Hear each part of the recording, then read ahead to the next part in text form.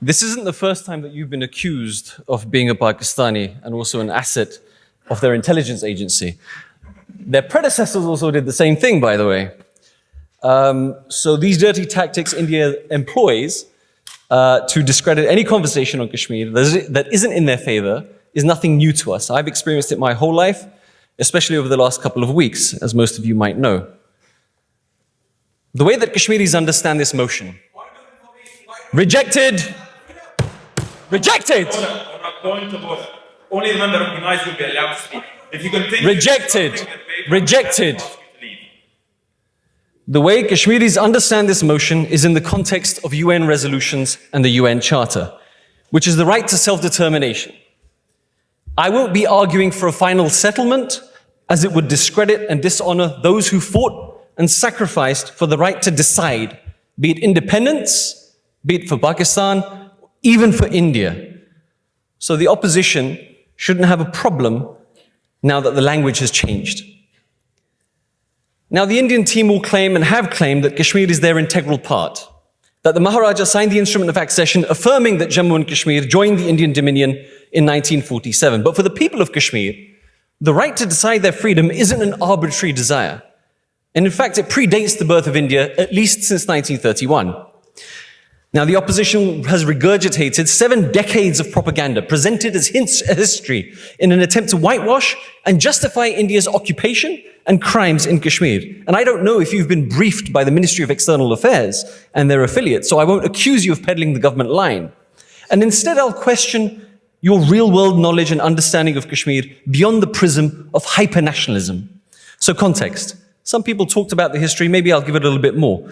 Many have ruled Kashmir over the last 500 years. The Shahmiri dynasty of Turco-Persian descent, the Chucks who came from Gilgit, the Mughals, the Duranis, and of course the Sikh Empire. And the British Empire defeated the Sikhs and sold Kashmir for about £500,000 in today's money to the Prince of Jammu. That formed the state of Jammu and Kashmir in 1846 by virtue of the Treaty of Amritsar, a bargain between 3 thieves for a booty which didn't belong to any of them. In fact, the British Prime Minister ultimately responsible for that sale is a product of this very university, Sir Robert Peel. And when the line of demarcation was drawn up for partitioning the subcontinent, that was also done by a product of this university, Sir Radcliffe. In Anthony Reid's book, India's Long Road to Independence, he finds that Radcliffe was commissioned for the job specifically because he would act in serving British interests. One of those interests was to thwart Soviet influence in the region, but more importantly, to maintain their own influence post-partition and keep the subcontinent prepared for the rising idea of a client neo-colonist. Kashmir historically, culturally, religiously, and economically has always been on the periphery of the Central Asian landmass. But it was the Sikh Empire who linked Kashmir politically and militarily to the subcontinent, which the British continued. Now, the opposition will argue, and have argued, that the instrument of accession signed by the Maharaja in 1947 is conclusive. Numerous scholars, historians, and academics have disputed the legitimacy of the document. People like Alistair Lamb, people like Andrew Whitehead, Christopher Snedden, and most importantly, Victoria Schofield. The opposition will attempt to discredit their work and claim I'm misrepresenting them. And that's easy to claim behind someone's back. So allow me to introduce another product of this university, an authority on Kashmir, an unconditional friend to Kashmir, my friend and mentor, Ms. Victoria Schofield.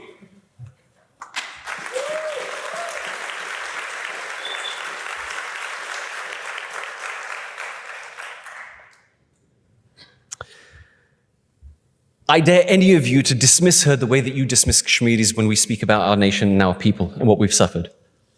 Another contested state was Junagadh, with a Muslim ruler and Hindu subjects who had executed their instrument of accession with Pakistan on August 15th, 1947, which was duly accepted by Pakistan, yet India still occupied the territory. And their argument, it was a Hindu majority state. And just because it had a Muslim ruler, the land must go to India. And of course, India held a referendum because they knew the outcome would be in their favor. Had the Muslim population of Kashmir been given the same, they would have decided at that time to accede to Pakistan based on the two-nation theory, or at least on the basis of demography. But India decided that a Hindu ruler's decision was final.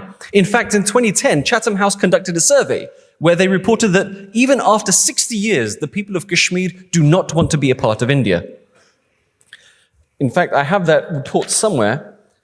which I might show later. Now, if Kashmiris were ever to be given a referendum, it would only happen after the settler colonial project to force demographic change has been completed. You only need to look at the events, as some people have already mentioned, about August 5th, 2019, when Kashmir's so-called special status was revoked, turning the territory from a de facto occupation to a de jure occupation.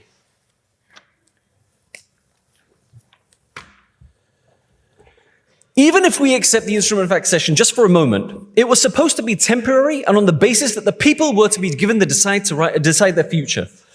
It's not just the qualified people in the world who have stated it. Former Secretary of the Government of India at the time, VP Menon, says so in his book. And if you know who VP Menon is, then you won't question it. But if you do, and that's not enough, Karan Singh, the son of Hari Singh who signed that alleged document, confirmed the same thing on record in the Indian Parliament in 2016. But 72 years later, the promise was broken, UN resolutions unfulfilled, and India unilaterally absorbed the land and its people.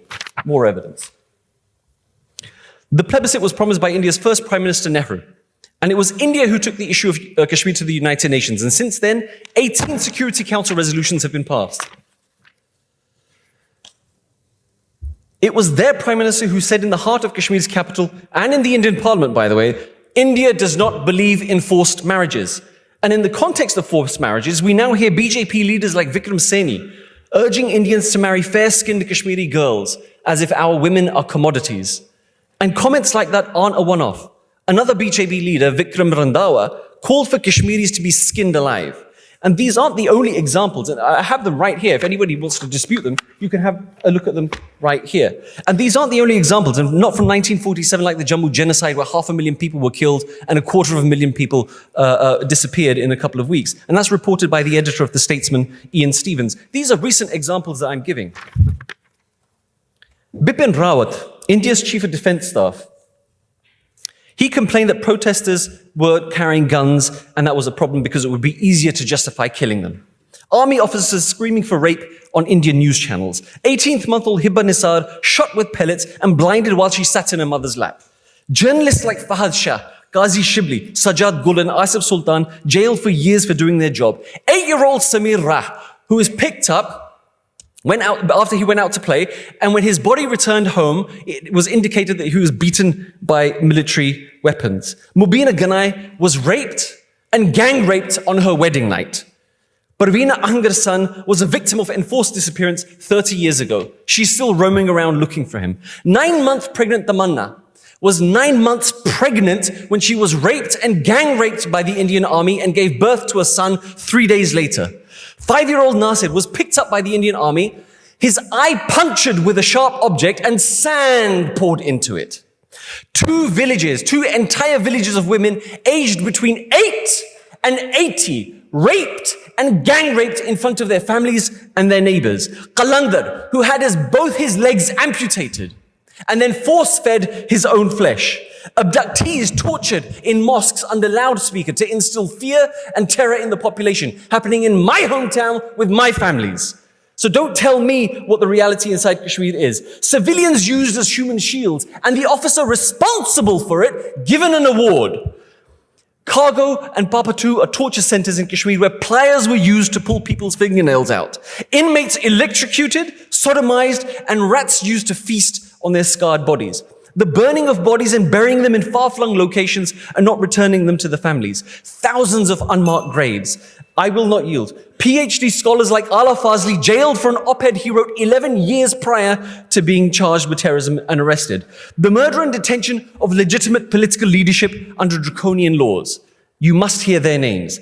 Sayyid Ali Shah Gilani, Ashraf Sehrai, Mrs. Asiya Andrabi, Qasim Faktu, Mrs. Nahida Nasreen, Yasin Malik, Ms. Fahmida Sofi, Shabir Shah, Sarjan Barkati, Altaf Shah, former bar presidents Mia Qayyum and Nazir Ronga, even underage children aren't spared. And I won't even get into the transnational repression where India uses assassins to kill dissenters, home and abroad, including Kashmiris as well as Sikhs. As somebody was mentioning about Khalistan, I thought it's important to mention that it was Sikh, Hardeep Singh Nijjar, that was assassinated in Canada. A couple of months ago, even I was attacked on the streets of London after delivering a lecture and suffered a broken rib. And now, not recently, but quite a few years back, I was banned from traveling back to Kashmir. And in fact, we have so much more evidence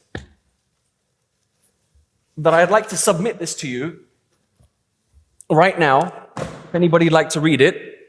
So many...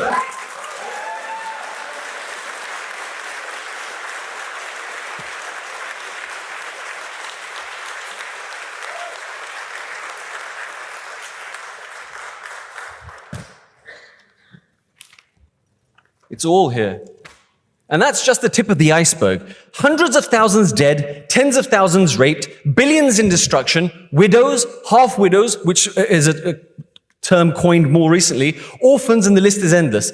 The heartbeat of Kashmir civil society, Khurram Parvez, quoted and cited by the United Nations, attempted to document as much as he could before being jailed and charged with sedition, of all things.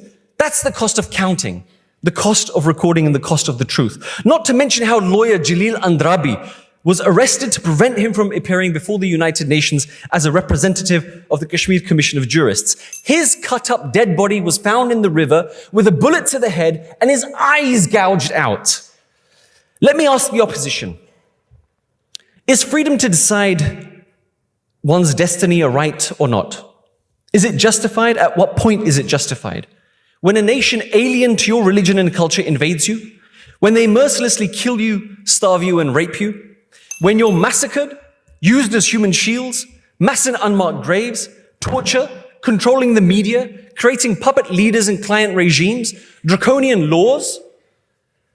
So I ask you again, it isn't a rhetorical question. And in fact, I probably ask the entire hall here tonight. Do atrocities against the people on a scale that can only be described as war crimes and genocide justify resistance and freedom?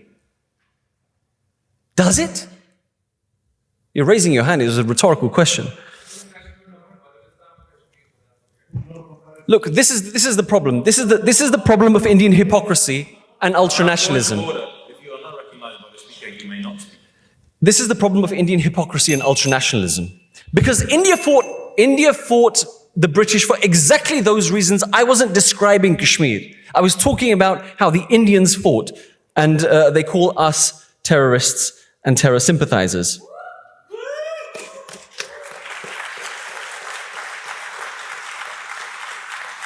I will not yield. Indians would have you believe that their freedom struggle against the British was justified and ours is illegal. And I remind you that they were a colonized people, and now they've become the colonizer, the irony. Now, I'd refer you back to the United Nations, but I'm sure my opposition, extremely intelligent, wise opposition, will retort by saying the UN resolutions are no longer relevant and the situation in Kashmir has changed, which, by the way, is false. I'm still connected to the ground. Their argument, when broken down, is that my people collectively don't have the choice to decide our own political future. Interestingly, and I say this to you just as a side note, because I'll only take 2 more minutes. This university owes Kashmir those 2 minutes to complete, simply because of what Lord Sir Peel and Sir Radcliffe did to Kashmir. They owe me 2 minutes. This university owes me 2 minutes. Now, interestingly, the US was the principal sponsor of Security Council Resolution number 47, as somebody was talking about, adopted in April 48, with the firm backing of France and this country, stating verbatim, the future of Kashmir should be decided by the wishes and the will of the people. And both Pakistan and India were consulted and agreed to the resolution, yet India continues their violations.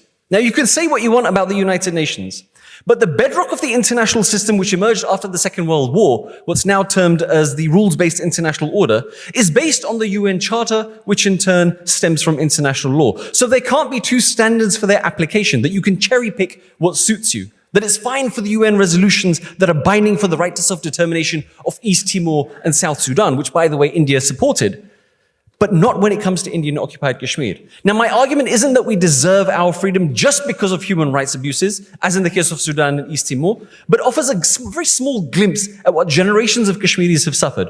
So, tell me, where does it say anywhere in the United Nations that the Security Council resolutions are defunct after 7 decades or are time-bound in any way? If anything, India has taught us the route to permanent colonization, that given enough time, occupation can be legitimized, delayed by decades, and then use the excuse that Security Council resolutions, international law, Geneva Conventions, anything and everything no longer apply. And according to Forbes, India have turned Kashmir into the most militarized zone in the world, with some estimates of 1 armed personnel to every 10 civilians. And they employ unimaginable draconian laws that give them impunity and destroy lives. I'll only take 1 more minute. This is what's led to the growth of indigenous groups like the TRF, PAFF, and Hizbul Mujahideen, lawfully engaged in a struggle for liberation, resisting the oppressor and fighting to preserve our identity. It is our moral and legal right to resist by all means necessary, according to the UN documentation, which is right here. And those involved, as those involved in armed resistance, they aren't illiterates. They're scholars like Manan Wani, teachers like Riaz Neku, students like Burhan Wani. And finally, in closing, India gaslights anything that we say. So if you're convinced of their arguments tonight, you're convinced of ethno-religious nationalist supremacy. You can only endorse the Indian position if you believe Kashmiris are cattle to be dictated to and slaughtered with no mind of our own and no rights. What's worse, you'd be endorsing the view that human rights and international law do not matter. Look, I'm closing now. One of the major sins in Hinduism is injustice against others. At least let me quote from the Bhagavad Gita. At least let me quote from the Bhagavad Gita. Last minute. Tolerating injustice is much a crime as committing injustice. It is your duty to fight injustice.